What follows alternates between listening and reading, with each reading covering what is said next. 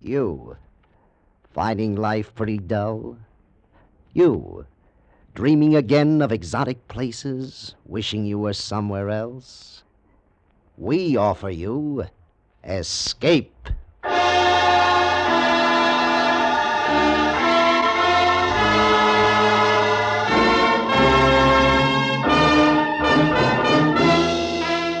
Escape, designed to free you from the four walls of today for a half hour of high adventure. Escape with us now to a ship on the high seas and a cargo of mutinous criminals, as Western Martyr tells it in his gripping story, A Sleeping Draft.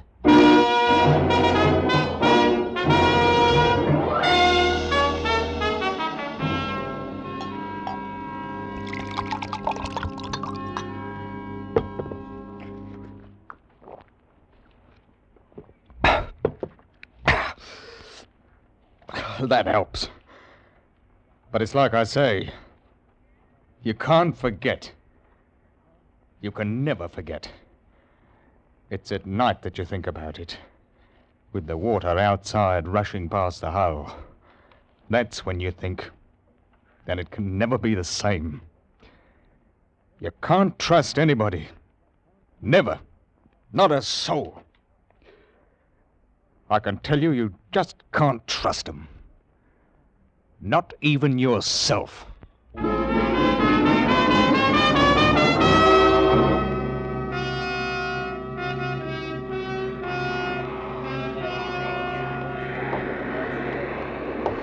What is it, mister? Mr. Finch says he's ready to board, sir. Oh, he is, eh? All right, I'm not stopping him.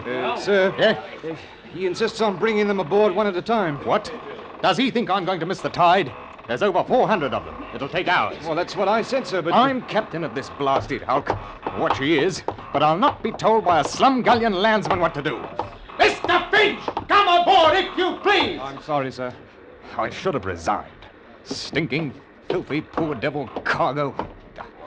Everything I cockalorum, Captain? No, everything is not high cockalorum. What in blazes do you mean ordering my mate about? No offence intended.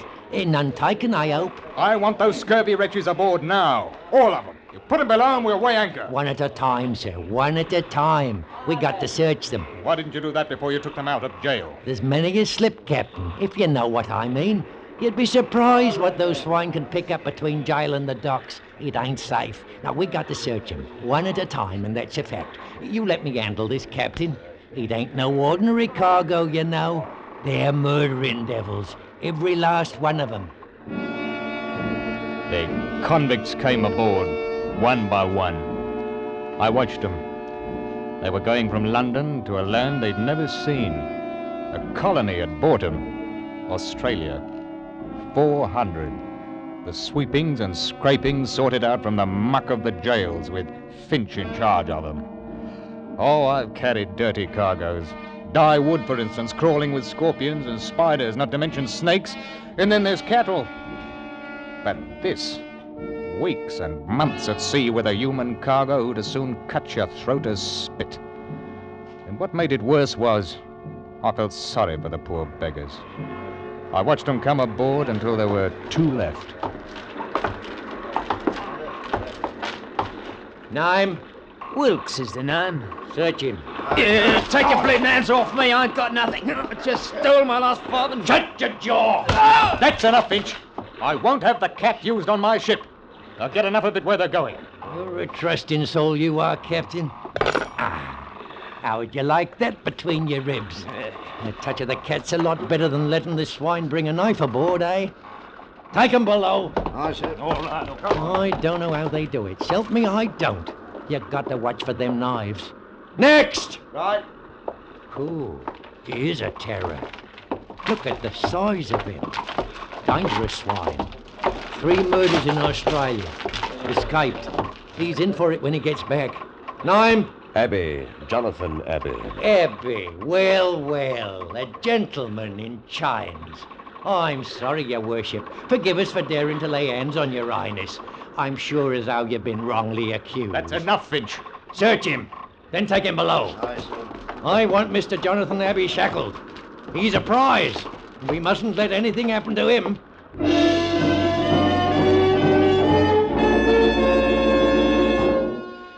day we left London docks, I'd taken a violent dislike to Finch. He seemed to be happiest when he was laying about with his cat on the convicts herded like sheep below decks. He kept them quiet enough, but one night I decided to have it out with him in my cabin. Oh, I made it strong, I can tell you, so that even he could understand what I meant. You all finished, Captain? All right. Now, you hear me out. They're a bad lot. 400 of them. All bound for Australia, and they don't want to go. You follow me? There's that bloke Abbey. Soon as we touch Sydney, the game's up for him. They'll hang him, sure. That doesn't mean that you have the right to make life even worse for them here. Oh, no? If I don't, where do you think we'll be? You, me, your mates. And the crew, well, from what I've seen of them, they're not much better than what's below. You're doing a lot of jawing, mister. I am. What would you do if you were down there? I'll tell you. You'd get hold of the ship and clear out. That's what you'd do. And it'd be easy. They're locked in and we've got a guard. You don't know them like I do. There's another thing. When I searched them, there was 1 to 5 sovereigns stowed away on every man, earned or stolen. That'll come to over £1,000 by my figures. They're entitled to that money. It's little enough to take to a wild country. It's truth, but there's them down there what would slit the gullet of any man for 2 bob. And you asked me to be dainty with them. That's the way he talked to me. You know, I can tell you I didn't feel easy anymore. I did something I hadn't done for a long time. I brought 2 pistols out from ship's stores and kept them under my pillow.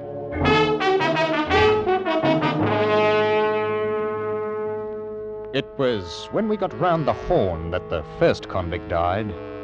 From scurvy. We had to put him over the side, of course, and there was a lot of grousing. I went down to the hold with Finch. It was hot and stinking. Now, you let me talk to them, Captain. I'll put it to rights. You tell them it couldn't be helped. Now, don't you mind. I'll tell them. Blimey, here comes old bloody Paul. Oi, Finch! Did you steal the clothes off the poor beggar's back before you threw him in? Man! Man, we ain't man, Daddy. We're dogs, haven't you? Why did you wait to bury poor old Smithy in the ground instead of chucking him in the sea? All right. We've got another 2 or 3 weeks before we reach land. I'll make a bargain with you. The next one what dies, now that it's getting nice and hot, I'll leave him down there, and you can take care of him and mourn till we get to Australia. How's that? Half a crown you don't keep him for 3 days. That's old bloody Pot. Always a nose for business. Well, if you ain't satisfied with that, I'll see that the hatch is closed down tight for the rest of the voyage. And you can boil for all of me. That seemed to settle it for a time. I began to see that in spite of Finch's hardness with them, the prisoners knew he was master and behaved themselves. That is, most of them did. But there were others. And that's what began the trouble. We were 2 days out of the Cook Islands when it happened. Yes? Captain, there's a man on deck. We brought him up from below. It's horrible. Why, what's happened? One of the convicts, sir. Oh? All that blood, sir. Poor devil. I tried to do something, but it was too late. By the time we got him up... Fight, eh? Yes, sir. Here we are, Captain. Mr. Darling ain't much of a surgeon, I must say. Well, I did what I could. He must have been dead before we got him up here. Why, he's been cut to pieces. Not half he ain't. How did it happen? Oh, I heard him shouting. When I went down in the hold, there he was, propped up like against the bars, with his arms through holding him up. He must have been dead. He must have been. Poor devil. Who, him? No, he's dead. There's others in for it, though. What do you mean? Well, how'd you think he got cut up like that? Knives, Captain. Knives. But you searched them before they boarded. I did, and struth, I don't know how they come to do it. Small knives, Captain. Small knives.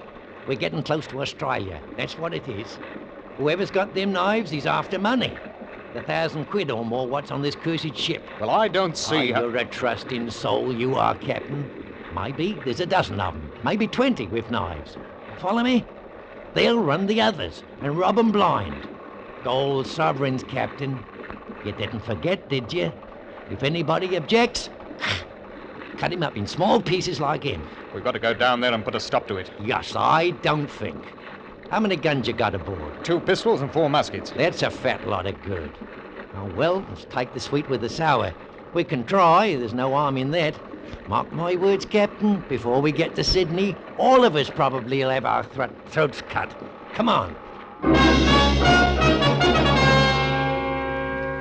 Finch and I, with 2 seamen, armed ourselves and went down into the hold and stood outside the bars.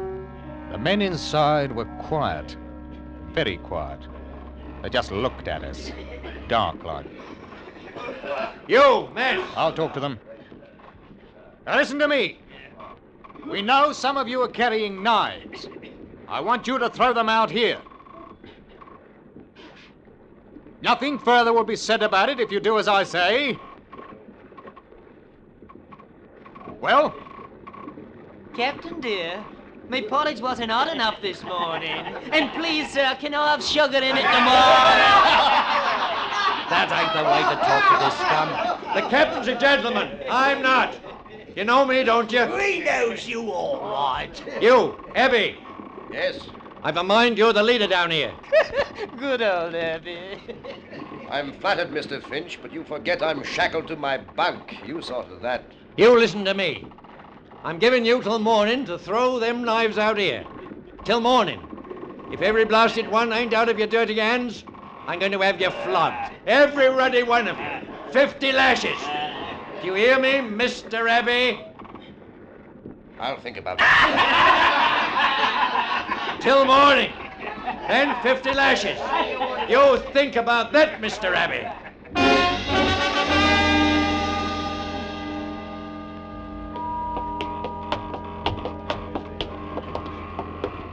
I didn't think they'd give 'em to us that easy, Captain. There's going to be trouble, though, with this flogging. There'll be more if we don't get the knives away. Good morning, Captain dear and Mr. Finch. You filthy scum. Where's them knives? Where they'll do the most good. All right. I've given you a chance. I've played fair. Now... Mr. Finch, sir, may I have a word with you? Oh, come to your senses, have you? Bend closer to the bar, sir, 'cause what I've got to say, I've got to whisper. Well, what is it? What is it? Mr. Finch. For that, 100 lashes. Wilkes, I'll take you first and handle the cat myself. Oh, no, sir. No, sir. Why not take, him first? He won't feel it like I will. The crowd of men parted suddenly, and from out of them was pushed what had once been a man. It fell against the bars, and then no longer with the support of living arms, it slid to the deck. We looked at him, Finch and me. His life had been worth a sovereign, maybe 2. He hadn't either now, and the knives were still in the hold with them that had killed him.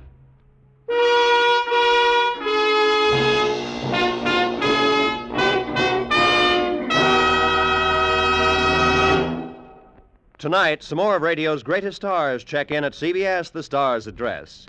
The first you'll hear are Amos and Andy, who are going to be on hand with the Kingfish, Shorty the Barber, Algonquin J. Calhoun, and, of course, Sapphire. Then, a little later, Red Skelton. With Joey Adams, Eve Arden, Jack Benny, and Corliss Archer already on hand, be sure you add Amos and Andy and Red Skelton to your Sunday night listening dates starting tonight over most of these same CBS stations. And now, we return you to Escape.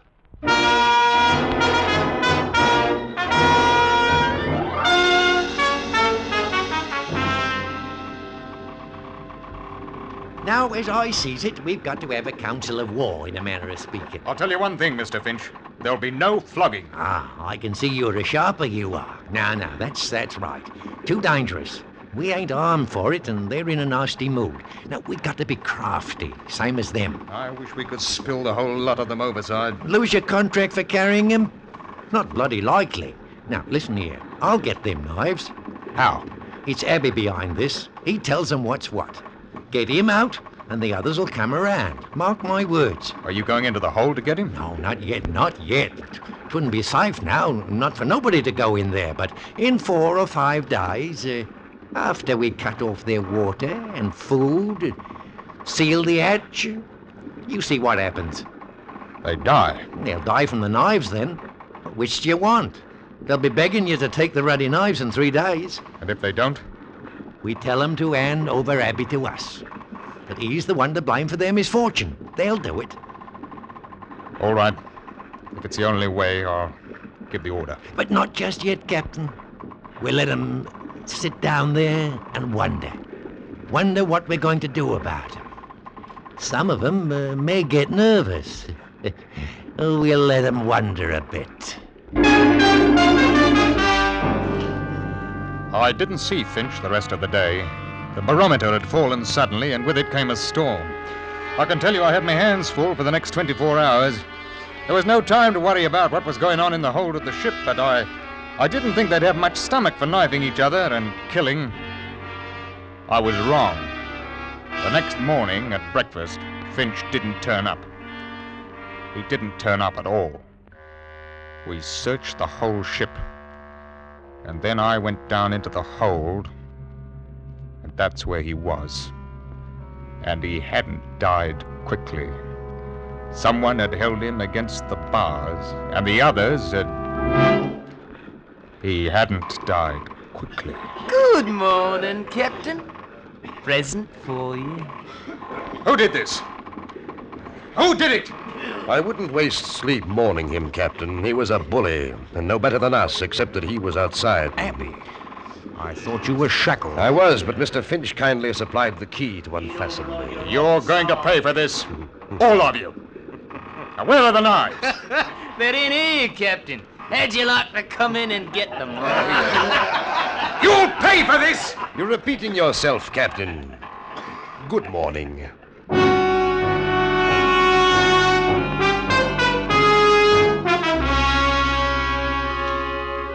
That blasted convict had dismissed me. Like I was a clerk in an office. And there wasn't anything I could do about it. With Finch out of the way, they knew I was an easy mark. It was the nights that got on my nerves. I could hear things happening. Lots of things. And it was awful. Those devils with the knives. And each morning we'd have to pull out 6 or a dozen, all cut about and bleeding. And most of them died. Those with the knives were getting money. Money they sold from the victims. I began to be afraid of my crewmen. One would take a bribe and let that murdering crowd out. I walked around with 2 pistols in my jacket all the time. And then, late one afternoon, something very bad happened. I was standing by the wheel. Captain! Yeah, here, bosun. He got out, sir. Got out? Who? The big one, Abby. 2 of us were standing guard. We heard a scream. It was Abby. Said he'd been stabbed. Benson here opened the grill to get him in. Abby bashed him on the head and bolted. What about the others? I got the grill closed in time. They're safe enough. He must be somewhere on the ship, sir. Unless he went overboard. No, not that one. He's up to mischief. You take one of my pistols, mister. Aye, sir. You, bosun, pass out the muskets. I want every inch of this ship searched. If he puts up a fight, shoot him. Do you hear me? Shoot him!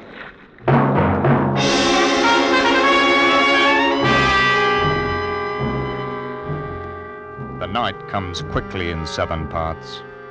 Did you ever try to search a ship at night with lanterns? It's not easy.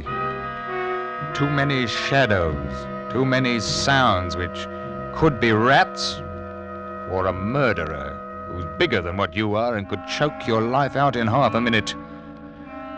We couldn't find him, but he was somewhere aboard, waiting his time. Because we were short-handed, what with the crew searching, I stood a watch. And I thought about that man who Finch said had committed 3 murders in Australia. Don't turn around, Captain. It's only a little knife. Don't move. What do you want? A talk.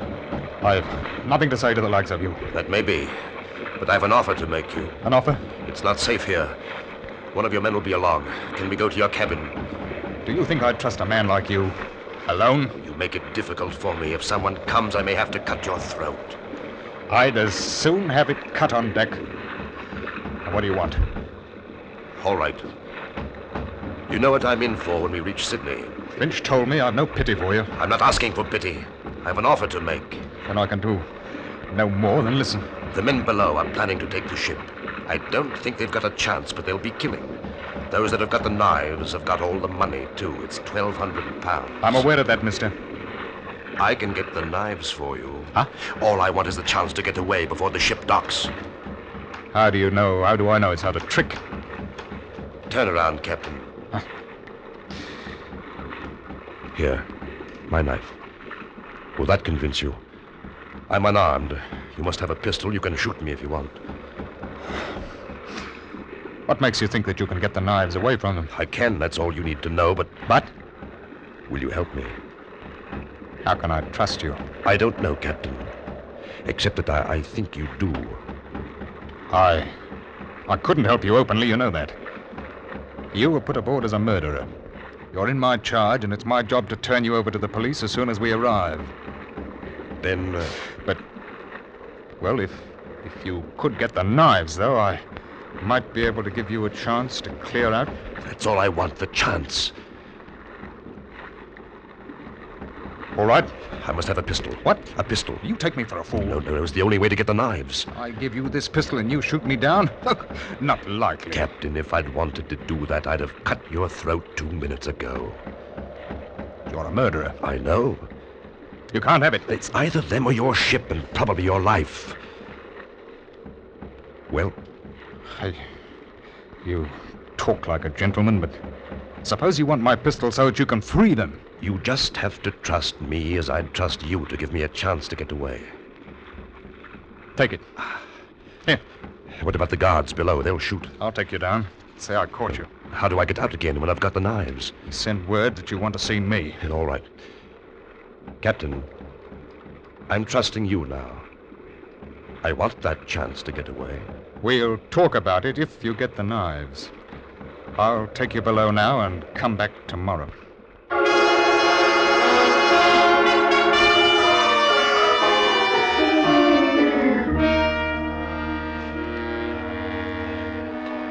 Keep your voice low.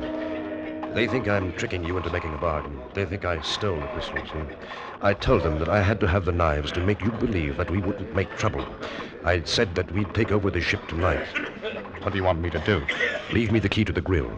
I'll slip out tonight and bring you the knives. They'll want you to let them out, too. No, I won't. I'll lock it.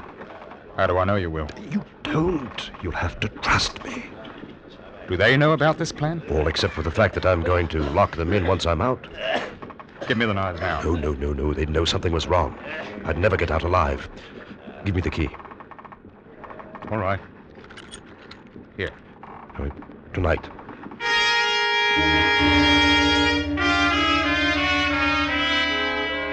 I waited.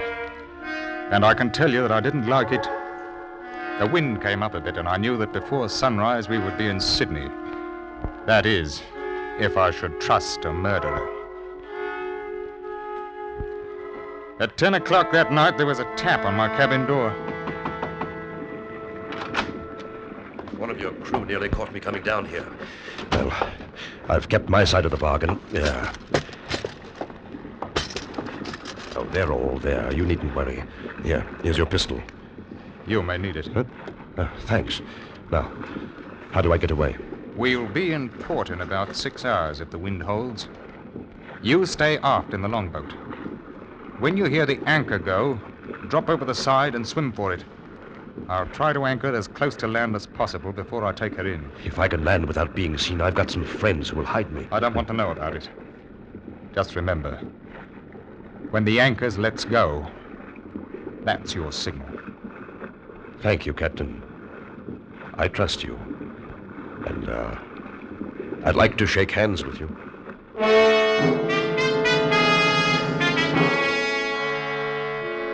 I took the hand of the murderer, and we shook hands like old friends. And then he was gone.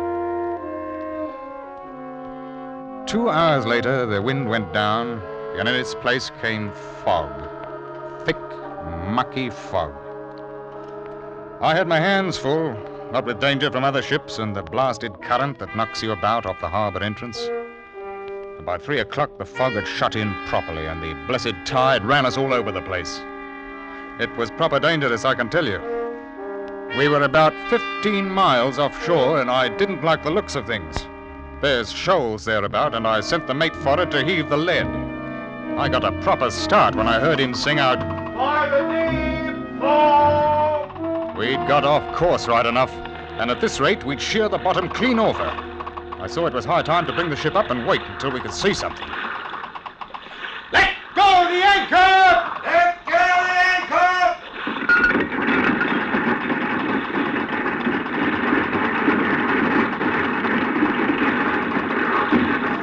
Give her 35 fathoms to the water's edge, bosun! Horse up!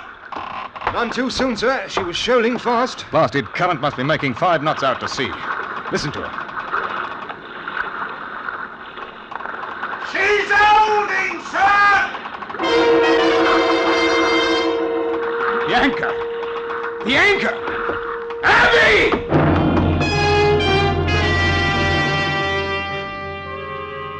I went to the longboat. It was empty. He'd heard the signal as the anchor paid out. He couldn't see in the fog and had gone overboard into a 5-knot tide running straight out to sea, 15 miles from shore. He trusted me. That's why I tell you, you shouldn't trust anybody.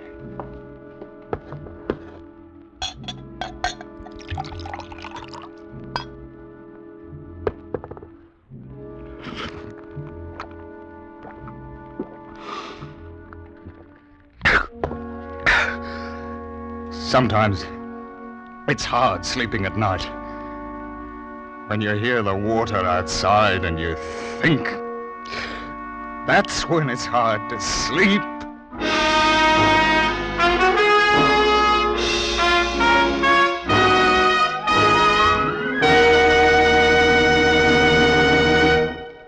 Escape is produced and directed by Norman MacDonald.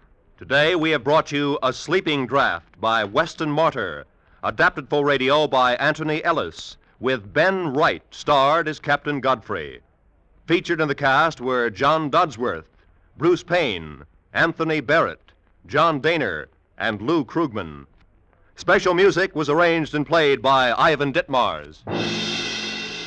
Next week, escape with us to a train rushing through a European night and a beautiful woman who demands your help.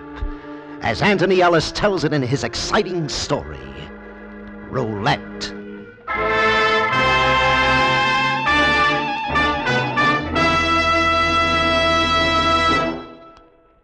Escape is the first in a series of CBS features recently programmed for your Sunday afternoon listening. Later this afternoon, you'll hear Make Believe Town, a series of dramas set in Hollywood with Mr. Walter Wanger as your host. Later, you will hear on most of these same CBS stations the first Sunday broadcast of Arthur Godfrey's Digest, a half hour of the cream of wit and humor from the Redheads weekday show on CBS. Earn Your Vacation also returns to CBS this Sunday afternoon, and starting next Sunday, Frank Sinatra checks in again at CBS, the Star's address, with his new hour-long radio program, so be sure to listen for Frank Sinatra. Stay tuned now for Make Believe Town with Mr. Walter Wanger as your host, which follows over many of these same stations. This is Roy Rowan speaking.